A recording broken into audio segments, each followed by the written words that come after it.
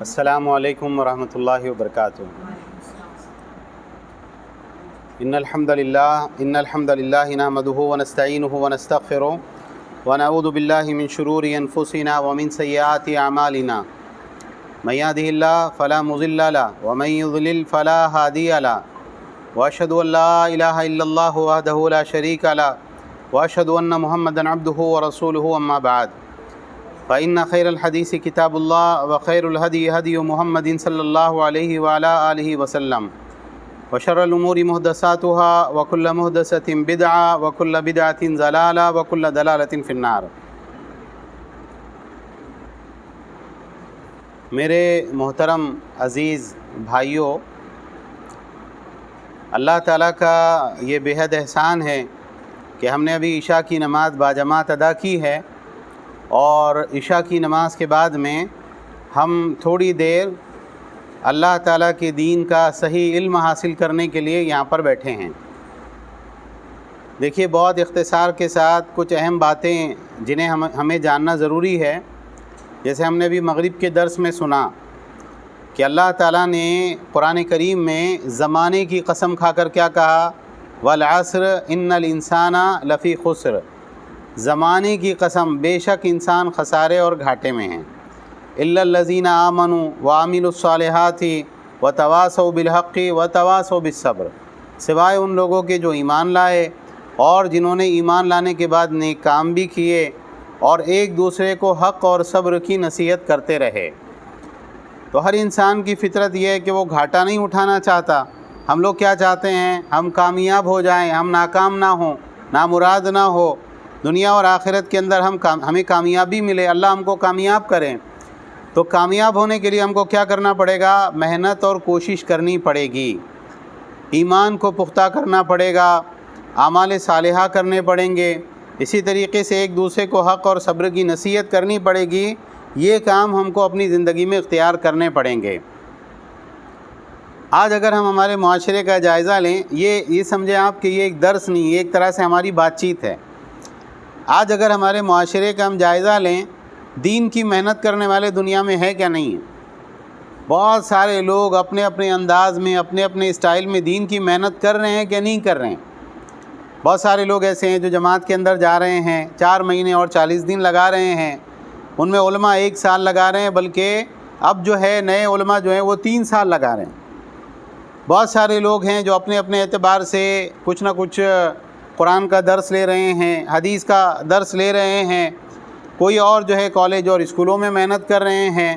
بہت ساری جماعتیں، بہت سارے افراد دین کا کام کرنے کے اندر مشغول ہیں۔ سوال یہ ہے، کیا یہ سارے اعمال، یہ ساری دعوتیں، یہ ساری محنتیں اللہ تعالیٰ کے یہاں مقبول بھی ہیں؟ یہ ہم کو سوچنا چاہیے نا کہ بھئی اتنا سب ہو رہا، دنیا بھر کے اندر لاکھوں کروڑوں لوگ جماعت کے اندر جا رہے آ رہے، اس کے باوجود مسلمانوں کے حالات دین اور دنیا دونوں کے اعتبار سے بگڑ رہے ہیں۔ اتنے سارے مزار ہیں، اتنی ساری خانقاہیں ہیں، اور اتنے سارے جو ہے دین کا نام لینے والے، اللہ اس کے رسول کا نام لینے والے ہیں، اپنے اپنے انداز میں محنت کرنے والے ہیں، لیکن اس کے باوجود بہت زیادہ بگاڑ ہے، بہت ساری خرابیاں ہیں۔ یہ بات یاد رکھیں کہ بہت ساری محنتیں، بہت محنت ہونے کے باوجود اللہ کے یہاں مقبول نہیں ہوتی۔ بہت ضروری ہے کہ ہم دین کا جو بھی کام کریں تو ہمارا کام اللہ کے یہاں مقبول ہو۔ ہم جو بھی محنت کریں وہ صحیح نہج کے اوپر کریں، اس نہج کے اوپر کریں جسے اللہ اس کے رسول صلی اللہ علیہ وسلم نے ہمیں بتایا ہے۔ تو اس مناسبت سے انشاءاللہ یہ درس کا جو ہے آغاز کیا گیا ہے، اور یہ سلسلہ انشاءاللہ جاری رہے گا کہ اسلام کے اندر بنیادی چیز کیا ہے کہ جو بھی کام آپ کرنے والے ہیں نا، پہلے اس کا علم حاصل کریں۔ اگر علم آپ کے پاس میں نہیں ہوگا تو ایسی صورت میں کیا ہوگا؟ آپ اچھا کام کرنے جائیں گے، غلط کام ہو جائے گا۔ مثال کے طور پر کیا ہے، ایک واقعہ ہے سنن نبی داؤد میں، اللہ کے نبی صلی اللہ علیہ وسلم کے بعد صحابہ غزوے سے واپس آ رہے تھے، اللہ کی راہ میں گئے تھے لڑائی کرنے کے لیے، اور وہاں پر ایک صحابی تھے جو بہت زیادہ زخمی ہو گئے تھے، ان کے سر پہ زخم لگا، اور وہ زخم اتنا بڑا ہو گیا جیسے ایک گڑھا ہوتا ہے، ایسے ایک سوراخ ان کے سر کے اندر پڑ گیا۔ اب رات میں جب سب سونے کے لیے لیٹے تو انہیں غسل کرنے کی حاجت ہو گئی۔ جب غسل کرنے کی حاجت ہوئی تو صبح میں انہوں نے کہا کہ میرے سر میں زخم ہے اور مجھے نہانا بھی ہے، تو اب ایسی صورت میں کیا کروں؟ تو ساتھیوں نے آپس میں کیا کہا؟ ساتھیوں نے آپس میں مشورہ کیا، چند افراد نے ان سے کہا کہ آپ کے لیے نہانا تو ضروری ہے کیونکہ ناپاکی کی حالت میں نماز قبول نہیں ہوتی۔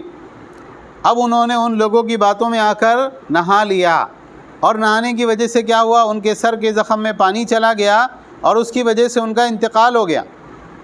اللہ کے نبی صلی اللہ علیہ وسلم کے پاس جب یہ واقعہ لوگوں نے سنایا تو اللہ کے نبی صلی اللہ علیہ وسلم نے کیا کہا؟ قتلوہ قاتلہم اللہ، انہوں نے اس کو مار ڈالا، اللہ ان کو مار ڈالے۔ جب ان کو معلوم نہیں تھا تو انہوں نے پوچھا کیوں نہیں تھا؟ اس لیے کہ جسے معلوم نہ ہو اس کی شفا پوچھنے میں۔ اب وہ لوگ کتنے اچھے تھے، اللہ کی راہ میں سے واپس آ رہے تھے لڑائی کر کے، اور اس کے بعد میں پھر کیا ہے؟ پھر ان کے جذبات اتنے اچھے تھے کہ نماز نہیں جانا چاہیے، اور ایک عام بات ہے کہ جو انسان غسل کی حاجت ہوتی ہے اس کو غسل کرنا پڑتا ہے۔ تو انہوں نے اپنے ساتھی کو ایک عام بات بتائی جس کا علم ان کو نہیں تھا اصل مسئلے کا، کہ بھئی اس صورت میں شریعت کیا رخصت دیتی ہے۔ انہوں نے ایک عام بات ہے، سب جگہ سب لوگوں کو معلوم ہے، اس حساب سے انہوں نے مسئلہ بتا دیا۔ اس کے بعد میں کیا ہوا؟ اس کے بعد میں یہ ہوا کہ وہ لوگ اللہ کے نبی صلی اللہ علیہ وسلم کی بد دعا کے حقدار ٹھہرے۔ ارے اچھا کام کر رہے تھے نا، دین کی بات بتا رہے تھے، کسی ساتھی کو نماز پڑھوا رہے تھے، لیکن اللہ کے نبی صلی اللہ علیہ وسلم نے کیا کہا؟ آپ نے کہا انہوں نے اس کو مار ڈالا، اللہ ان کو مار ڈالے۔ تو بہت سی مرتبہ جب دین کا علم ہم کو نہیں ہوتا، ہم سوچتے چلو اپن دین کا کچھ تو بھی کام کریں گے، اور ہم لوگ ایسا کام کرتے ہیں جو ہمارے لیے دنیا اور آخرت میں خسارے کا باعث ہوتا ہے۔ ایک اور واقعہ صحیح بخاری میں، ایک مرتبہ اللہ کے نبی صلی اللہ علیہ وسلم نے اللہ کی راہ میں ایک جماعت کو بھیجا، ایک چند افراد تھے جو لڑائی کرنے کے لیے گئے۔ جب وہ لوگ وہاں سے واپس آ رہے تھے تو جو امیر صاحب تھے ان کے وہ بہت غصے والے تھے، تو ایک مرتبہ ساتھیوں سے کچھ کہا سنی ہو گئی، وہ بہت جذباتی تھے۔ انہوں نے کیا کیا؟ انہوں نے ساتھیوں کو حکم دیا کہ بہت ساری لکڑیاں اکٹھی کرو۔ لکڑیاں اکٹھی کرنے کے بعد میں انہوں نے کہا آگ جلاؤ۔ جب ساتھیوں نے آگ جلائی تو آگ جلانے کے بعد انہوں نے کیا کہا؟ انہوں نے کہا اس کے اندر کود جاؤ، دیکھو میں تمہارا امیر ہوں نا، اللہ کے نبی صلی اللہ علیہ وسلم نے نصیحت کی تھی کہ امیر کی نافرمانی نہیں کرنا، میں امیر ہونے کے ناطے تم کو حکم کر رہا ہوں کہ تم ابھی اس کے اندر کود جاؤ۔ بعض لوگوں نے ارادہ کیا کہ ہم آگ میں چھلانگ لگا دیں، کیونکہ اللہ کے نبی صلی اللہ علیہ وسلم نے ہم سے کہا تھا کہ امیر کی نافرمانی نہیں کرنا، اور بعض لوگوں نے کہا کہ ہم آگ سے بچنے کے لیے تو محمد صلی اللہ علیہ وسلم پر ایمان لائے ہیں، پھر بھی ہم کو آگ میں جانا پڑے تو پھر اس کا کیا فائدہ ایمان کا؟ کہ ہم اس وقت تک بات نہیں مانیں گے جب تک اللہ کے نبی صلی اللہ علیہ وسلم سے پوچھ نہیں لیتے۔ اب اس کے بعد میں یہ ہوا کہ جب وہ مدینہ آئے اور مدینہ آ کر انہوں نے اللہ کے نبی صلی اللہ علیہ وسلم کو یہ واقعہ سنایا، تو آپ صلی اللہ علیہ وسلم نے کیا کہا؟ آپ نے کہا اگر وہ آگ میں کود جاتے تو قیامت تک اس سے نکل نہیں سکتے تھے۔ ایک کسی انسان کی اطاعت، کسی انسان کی بات ماننا نیکی کے کاموں میں ہوتا ہے۔ کوئی امیر ہے، کوئی عالم ہے، کوئی باس ہے، کسی جماعت کا صدر ہے، اگر وہ نیکی کے کام کا حکم دے گا تو اس کی بات ماننا ہے، لیکن اگر وہ کسی گناہ کے کام کا حکم دے گا، خودکشی کا حکم دے گا، تو ایسی صورت میں اس کی بات ماننا ہے، اس کی بات ماننا نہیں ہے۔ تو یہاں پر آپ غور کریں کہ وہ لوگ کیا چاہتے تھے؟ نیک جذبے کے ساتھ تھے، اور بعض لوگوں نے ارادہ بھی کیا تھا کہ بھائی امیر بول رہا ہے نا، اپنے ذمہ دار بول رہے تو کود جاؤ آگ میں، لیکن اللہ کے نبی صلی اللہ علیہ وسلم نے اس کو برقرار رکھا، اللہ کے نبی صلی اللہ علیہ وسلم نے اس کو برقرار نہیں رکھا۔ تو بات لمبی ہو جائے گی۔ یہ دو واقعوں سے ہم کو کیا سمجھ میں آتا ہے کہ علم حاصل کرنا بہت ضروری ہے۔ اگر مسئلے کا صحیح علم نہیں ہوگا، آپ اچھا کام کرنے جائیں گے، آپ برا کام کرنے لگیں گے، آپ صحیح دعوت دینا چاہیں گے، آپ غلط دعوت دینے لگیں گے، آپ لوگوں کو دین کی طرف بلانا چاہیں گے اور بہت سارے شرک، بدعتیں اور خرافات ان کے درمیان میں پھیلانے کا سبب بن جائیں گے، جیسے بہت سی جماعتیں دینی کام کے نام پہ یہ کر رہی ہیں۔ تو بہرحال یہ ہماری علمی مجلس ہے، اور ہم آئندہ ہمیشہ اس کو رکھیں گے انشاءاللہ جاری، جب تک اللہ ہم کو توفیق دے۔ ایک بات یاد رکھنا چاہیے، ہم سب انشاءاللہ ہر ہفتے اس میں شرکت کریں گے انشاءاللہ۔ دیکھیے شیخ محمد بن صالح عثیمین کا ایک درس تھا، سعودی عربیہ کے بہت بڑے مفتی، اب یہ ہوا کہ بیچارہ ایک سیدھا سادہ دیہاتی آدمی وہاں پہ بیٹھا ہوا تھا اور شیخ بہت علمی مسئلہ سمجھا رہے تھے. تو شیخ نے پوچھا سمجھ میں آ رہا ہے؟ میں نے جو بتایا کیا بات تھی ذرا بتاؤ. اس نے کہا مجھے کچھ بھی سمجھ میں نہیں آ رہا. تو شیخ نے بولے جب تم کو سمجھ میں نہیں آ رہا تو تم بیٹھے کیوں یہاں پہ؟ کیا کہا؟ جب تم کو سمجھ میں نہیں آ رہا تو پھر کلاس میں بیٹھنے کا فائدہ کیا ہے، کیوں بیٹھے؟ تو اس نے کہا کہ اللہ کے نبی صلی اللہ علیہ وسلم کی حدیث ہے ہم القوم لا یشقی جلیسہم، جو لوگ بیٹھ کر اللہ کا ذکر کر رہے، حلال حرام کا مذاکرہ کر رہے، دینی اعتبار سے کوئی حلقہ لے رہے، تو جو ان کے ساتھ بیٹھنے والا ہے وہ بھی محروم نہیں رہتا. بس میں اس نیت سے آ کے بیٹھا ہوں. تو شیخ کہا کرتے تھے کہ ہم اس کو سکھانا چاہ رہے تھے، وہ ہم کو سکھا کے گیا کہ واقعی یہ بھی بات ہوتی ہے دینی حلقے میں بیٹھنے کی. جب آپ تھوڑا تھوڑا علم حاصل کرتے ہیں، کسی عالم کے سامنے بیٹھ کر باری باری ایک ایک بات سنتے ہیں اللہ کے دین کے بارے میں، ایک جذبہ بیدار ہوتا ہے کہ نہیں ہم کو کرنا ہے. اور یاد رکھیے کہ یہ سیڑھیاں کیسی، مراتب کیسے ہیں. پہلے علم حاصل کرنا ہے، پھر علم حاصل کرنے کے بعد اس کے اوپر عمل کرنا ہے، اور عمل کرنے کے بعد میں جب علم میں پختگی ہو جائے، مضبوطی آ جائے، جب استاد خود آپ کو اس کی اجازت دے، اس کے بعد لوگوں تک وہ علم کو پہنچانا ہے، لوگوں کو دین کی دعوت دینی ہے. ہم کوئی بھی کام ایسا نہ کرے جو ہمارے لیے پریشانی کا باعث ہو، ہمارے گھر والوں کے لیے پریشانی کا باعث ہو. ہم کسی کے ساتھ میں بحث مباحثہ نہیں کریں گے. ہم یہاں پر بیٹھے ہیں اللہ کے لیے، اللہ کی دین کا علم حاصل کریں گے اور اس کے اوپر عمل کریں گے انشاءاللہ. دیکھیے آج کا جو ہمارا درس ہے، ہم آج کے درس میں ابھی صرف توحید کی اہمیت اور فضیلت لے لیتے ہیں، اس کے بعد آئندہ انشاءاللہ توحید کے تعلق سے جو اہم مسائل ہیں وہ ہم لیں گے. اسلام کے اندر بہت ساری چیزیں ہیں. نماز پڑھنا ہے، حج کرنا ہے، روزہ رکھنا ہے، اور زکوٰۃ ادا کرنا ہے، اور قرآن کی تلاوت کرنا ہے، ماں باپ کا خیال رکھنا ہے، اور اچھائی کا حکم دینا ہے، برائی سے روکنا ہے. بہت سارے اسلام کے اندر بہت ساری چیزیں ہیں، ہے نا. اس میں سب سے بنیادی اور سب سے اہم اور سب سے ضروری اور سب سے پہلی چیز کون سی ہے؟ کون بتائے گا اس کے اندر؟ سب سے پہلی چیز، سب سے پہلا کام اسلام کے اندر، جو ایک نیا آدمی مسلمان ہوا، اب وہ مسلمان ہونے کے بعد میں سب سے پہلا کام وہ کیا کرے گا؟ کون سی بات ہے وہ؟ کلمے کا اقرار کرنا. دیکھیے یہ بہت اچھی بات ہمارے بھائی نے بتائی. سب سے پہلی چیز کیا ہے؟ کلمے کا اقرار کرنا. اس سلسلے میں حضرت عبداللہ ابن عمر کی بہت مشہور حدیث ہے جو ہم لوگ مکتب میں بھی پڑھتے چلے آئے ہیں. عبداللہ ابن عمر رضی اللہ عنہ نے کہا اللہ کے نبی صلی اللہ علیہ وسلم نے کیا فرمایا؟ اسلام کی بنیاد 5 چیزوں پر ہے. اگر آپ مسلمان ہو رہے ہیں تو جیسے گھر کی بنیادیں ہوتی ہیں، ایسے ہی اسلام کی 5 بنیادیں جس کے اوپر اسلام کی عمارت کھڑی ہوتی ہے. ایک بنیاد گری تو اب آپ کی عمارت خطرے میں، اور اگر 4 اور 5 بنیادیں گر گئی اس کے بعد میں کیا ہوگا؟ ہو سکتا ہے آپ مسلمانی باقی نہ رہیں. کیا بنیادیں ہیں؟ شہادت اللہ الہ الا اللہ وان محمد رسول اللہ. ایک انسان اس بات کی گواہی دے کہ اللہ کے سوا کوئی عبادت کے لائق نہیں اور محمد صلی اللہ علیہ وسلم اللہ کے رسول ہیں. پہلا کام یہ ہے. دوسرا نماز قائم کرنا. تیسرا زکوٰۃ ادا کرنا. چوتھا رمضان المبارک کے روزے رکھنا. اور 5واں بیت اللہ کا حج کرنا. یہ 5 کام ہیں جو ہم نے کرنے ہیں اگر ہم مسلمان باقی رہنا چاہتے ہیں. مان لیجئے کہ ایک غیر مسلم ہے، وہ مسلمان ہوا. جیسے اللہ کے نبی صلی اللہ علیہ وسلم کے زمانے میں جب لوگ مسلمان ہوتے تھے تو بہت بڑے بڑے گناہ انہوں نے کیے ہوتے تھے. اللہ کے نبی صلی اللہ علیہ وسلم کے خلاف جنگ لڑی، مسلمانوں کے خلاف جنگ لڑی، کسی کا قتل کیا، شرابیں پی، اور بہت برے برے کام کیے، ہے نا، چوری کی، اپنی اولاد کو زندہ زمین میں دفنا دیا. بہت برے برے کام وہ کرتے تھے. اب اس کے بعد میں جب وہ مسلمان ہوتے تھے، آئے اللہ کے نبی صلی اللہ علیہ وسلم کے پاس میں، کلمے کا اقرار کیا، تو وہ گناہ جو انہوں نے پہلے کیے وہ گناہ باقی رہتے تھے کہ ختم ہو جاتے تھے؟ ختم ہو جاتے تھے، ہے نا. تو یہ کلمے کی طاقت کتنی ہے. ایک انسان یہ بات کہے اللہ کے سوا کوئی سچا معبود نہیں، اللہ تعالیٰ کے سوا کوئی عبادت کے لائق نہیں، اس کو توحید کہتے ہیں. ایک انسان یہ بات مانے کہ اللہ تعالیٰ کے سوا کوئی عبادت کے لائق نہیں. اگر عبادت کے لائق کوئی ہے، حقیقی معبود کوئی ہے، تو وہ اللہ تعالیٰ ہے.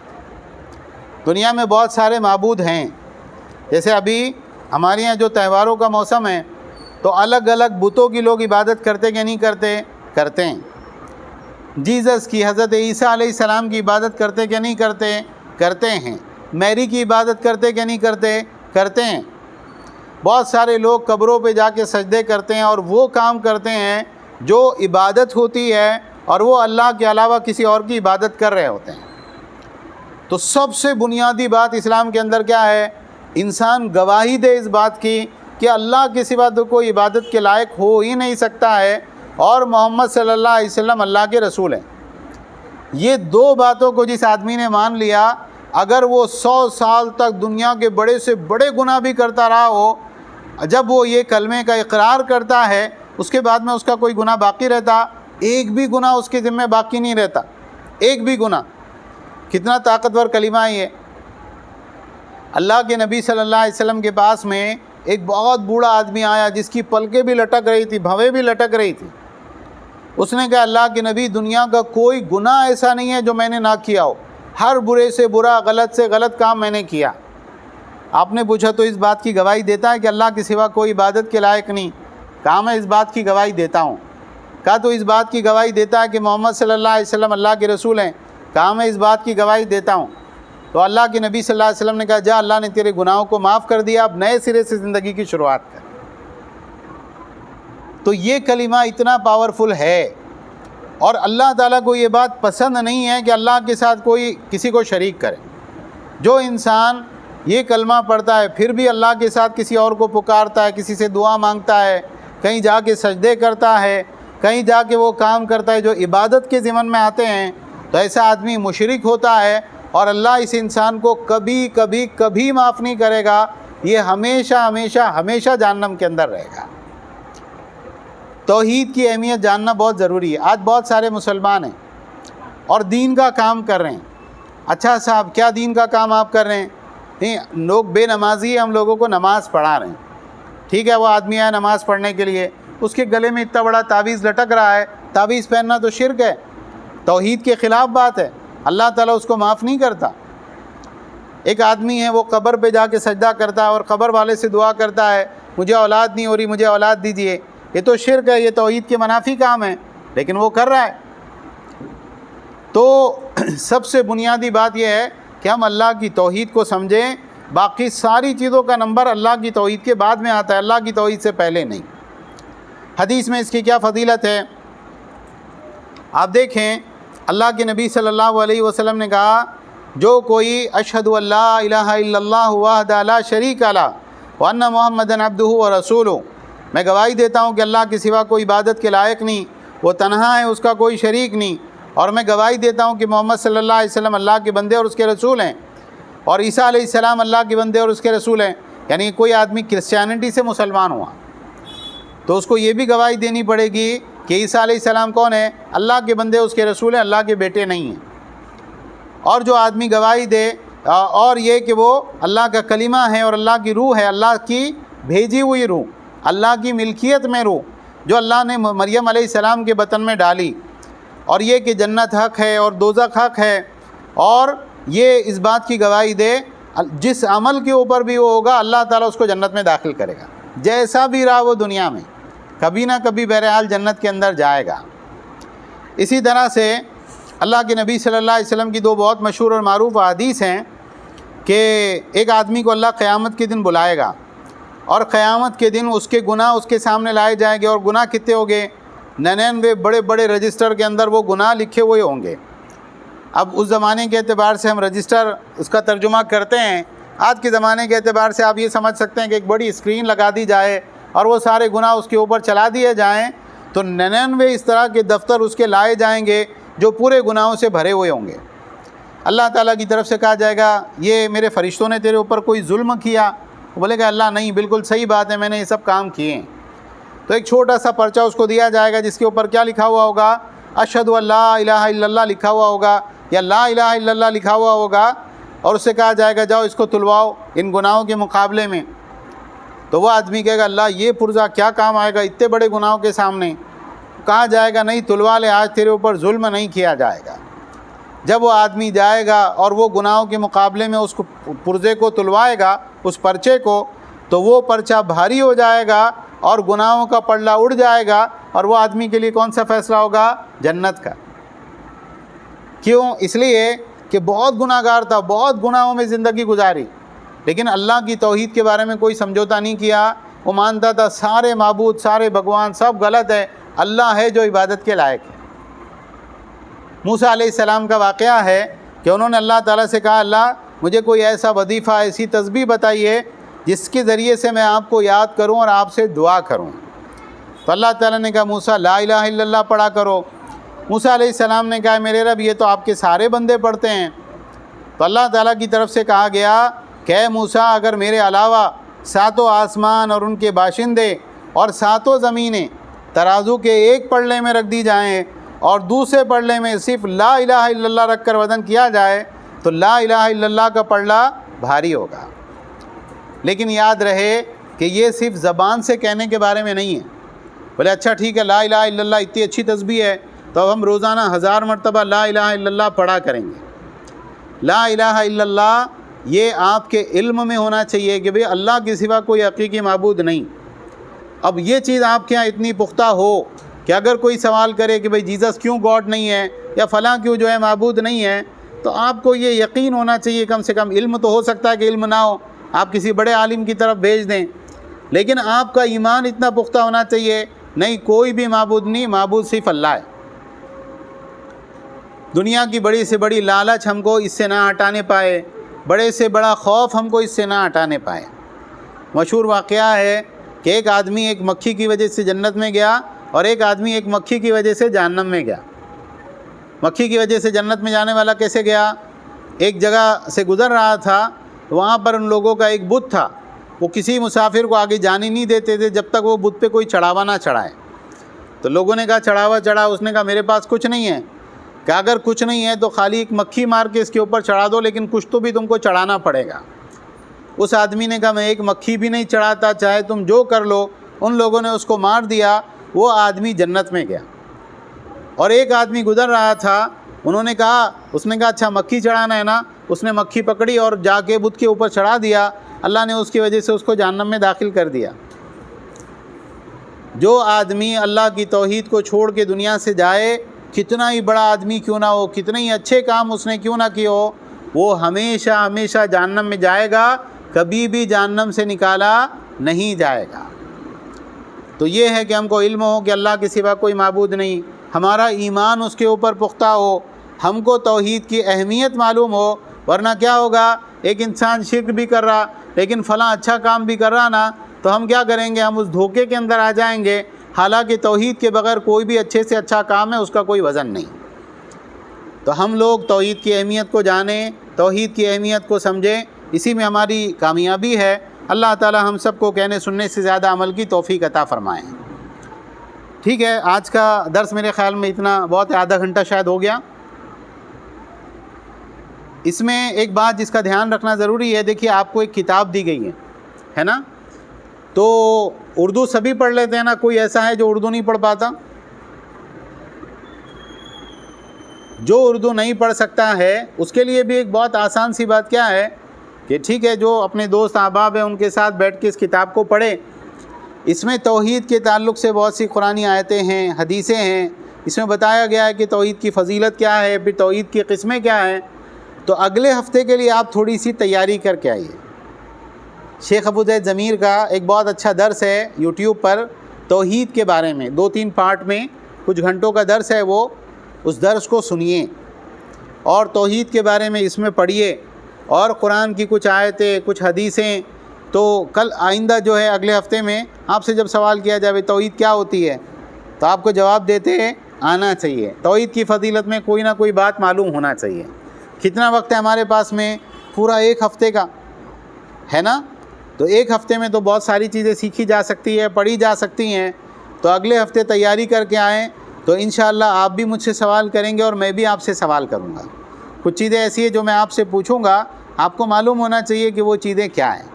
کریں گے انشاءاللہ یہ محنت۔ شیخ ابو زید ضمیر کا درس ہے، آپ سرچ کریں توحید لکھ کر، ابو زید ضمیر لکھ کر، تو انشاءاللہ وہ درس آ جائے گا، اس کو غور سے سنیے۔ نہیں سمجھ میں آیا 1 2 3 مرتبہ سنیے. تو یہ سب سے اہم مسئلہ ہے. اگر ہم کو اللہ کی توحید کے بارے میں نہیں معلوم ہے تو ہمیں اسلام کے بارے میں کچھ بھی نہیں معلوم. سب سے بنیادی بات اللہ کی توحید ہے.